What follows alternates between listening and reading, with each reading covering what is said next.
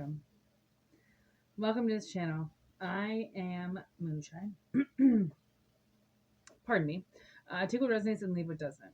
Okay, if it doesn't resonate, don't worry. Take the next message. And if it does, awesome. Awesome to connect with you. If you have any questions, you can send them to me telepathically. I love doing that. Send your questions so I can answer them. If Spirit wants them answered, you will get your answer, let me tell you.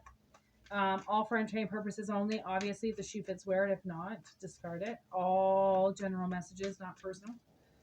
And my email is in the description box below for personal readings, okay? Are we ready, Spirit? 1, 2, 3. Ready? All right. What do we have to say to you today? Transformation with let go and creation. Lovely. Okay, so you might be in the creative process right now, and Spirit is like, man, the best way to create is to completely let your mind go.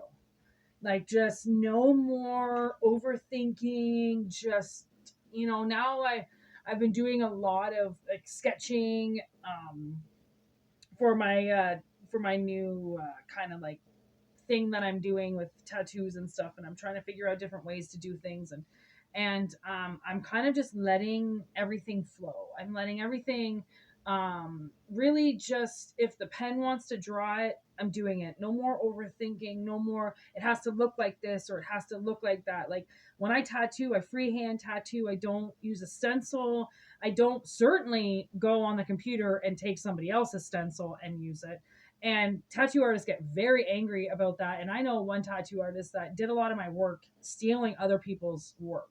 And I don't think he tattoos anymore. And I'm pretty sure that's why, because he was just constantly stealing other people's art, right? Never really letting his imagination flow, just always taking it from somewhere else, right? When you do that, you spiritually stop yourself from expanding and allowing your brain to really storm, and let everything go and stretch beyond the boundaries, and you make things happen beyond, like I feel like sometimes we stop ourselves with the thought prospect like way too much, right? Like, well, that's not going to be realistic, or no one's going to believe that, or no one's going to like that. It's like, well, why does it matter? Anybody else, right? Because I can guarantee you, if it's something that you like, somebody else is going to like it. Okay, freak, that's freezing. Okay, somebody else is going to like it if you like it. Okay, always remember that. That's very powerful, right? So maybe just let go. If you want, if there's something to manifest, you send it off to the universe, right? You write it down, send it off to the universe, ask the universe for something that you're trying to manifest, and go for it, work for it, transform your life until you get it, and let go. Okay, there's walking meditation here too. A lot of people like to go on walks.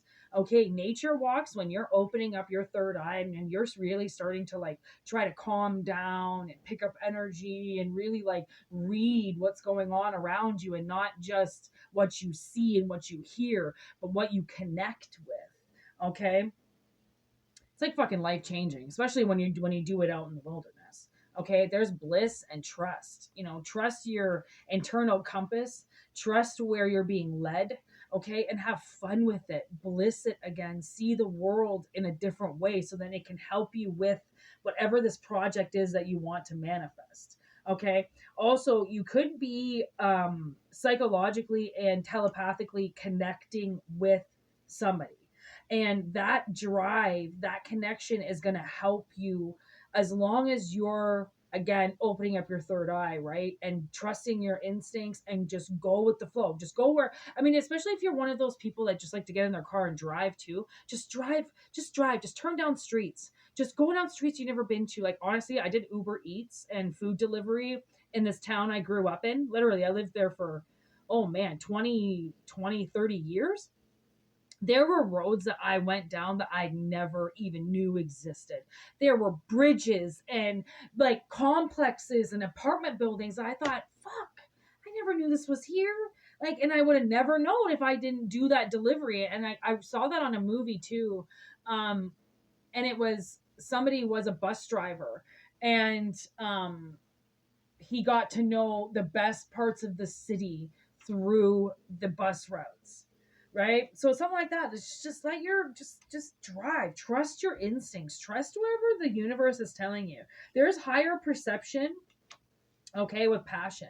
So your passion is igniting. Maybe you just want to take it in a new direction, right? Like if you're an artist and all you've been doing is, I can't, sorry, not all you've been doing, but if you just mainly work on, paint or oil, or now you maybe start sculpting, bring it into 3D. Like that's what I started doing. Like I started bringing what I was doing flat to 3D so then I can bring more 3D to my art, right? And it's hard. I'm dyslexic. It's very hard to 3D things that are flat for me, right? We all have our struggles. We all, have our things. So it's really helping me to sculpt things and see them from a different perspective. So then when I paint them or reconstruct them, it's like I have a bigger respect for them because it took me more time to understand how to create it, more or less than trying to just duplicate something because I like it, right? There's loyalty with sing. I don't know if you sing, okay? Um, but there's definitely like somebody that is around you that's really loyal to you.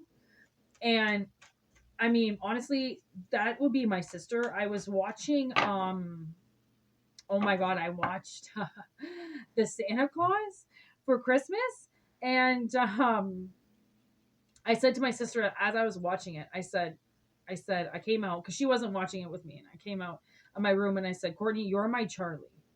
And she was like, what?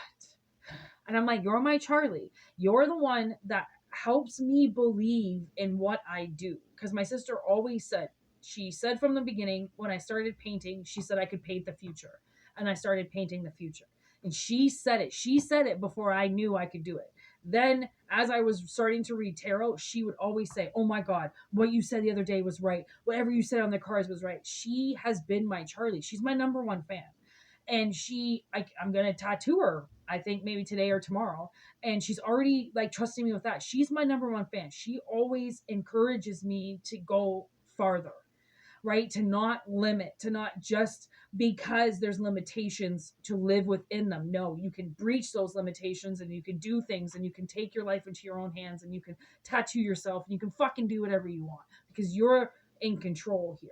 But if you're not understanding how to manifest, it's because you're trying to control the manifestation as opposed to allowing it to create on its own, right? There's solo magic on the bottom of the deck. So I do feel like this is somebody's that they're trying to do on their own, okay? And then there's witch with the metaverse. So it's like, I think, oh, I love this card, chaos, with the balance, to balance and complete chaos. Okay, so maybe that's what it is just like, I was watching, so I do watch this one. I mean, I pay attention to quite a few um people that I like artist wise. And this one guy I watch, he's starting to microdose with weed because he can't really smoke it. So he's microdosing with edibles.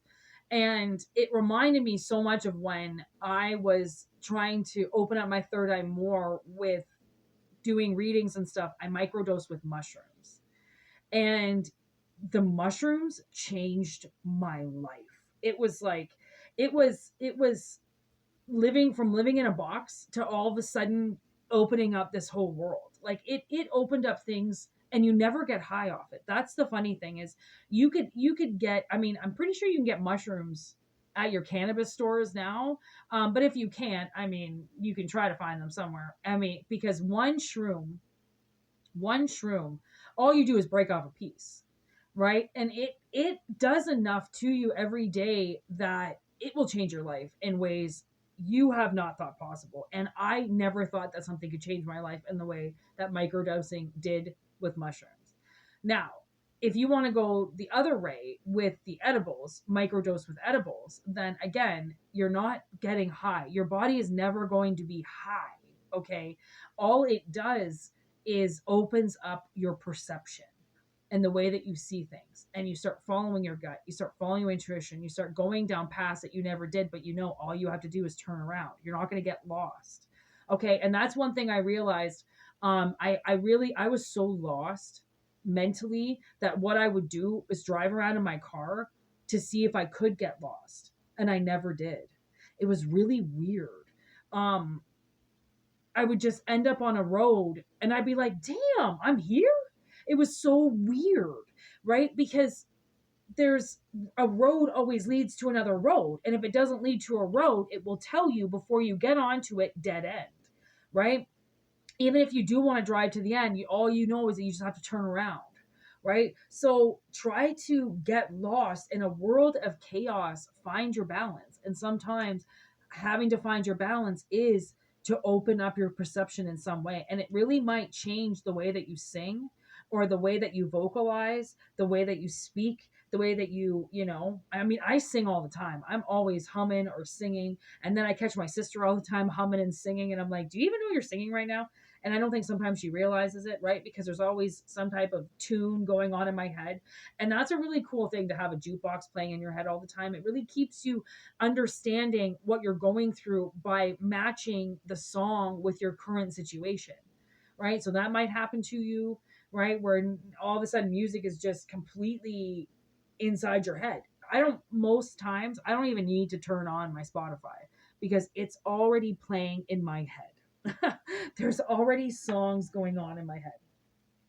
There's sorcery with revolution, okay, and thrive with tolerance. So I do feel like somebody is tolerating their manifestations when their manifestations should be blowing the fucking roof off their house, metaphysically speaking. Okay, so somebody's got a huge revolution to master and to reach, and you will get that once you start to craft a different way. As soon as you let it go, you have to let it go for it to find what it wants, so it can come back to you as a verse, as a song, as a animation, as clay, as whatever it is. Okay, and that's your confirmation. And 222 on the clock. That's some divine shit right there for somebody. Okay, take it how it resonates and leave it um, if it doesn't. Okay, and if you do want a personal reading because you want to get more into this awesome reading, whitneymoonshine@gmail.com in the description box below and also in the about section. Okay, so thanks for watching and thanks for being here and thanks for joining and thanks for everything you do. And I really hope to hear from you. And I do have some social media. If you want to click on that, you can. It's in the about section. Okay, you can hook up with me over there if you want. And yeah, have a great day. We are getting quite a bit of bad weather coming, so be safe out there if you're in the area that's about to get rocked. And yeah, anyways, even if you're not in that area, just be safe in general. I'm forgetting to breathe. I'm going to get the hiccups. Okay. See you later, everybody. All right. Hasta luego. 333 on the clock.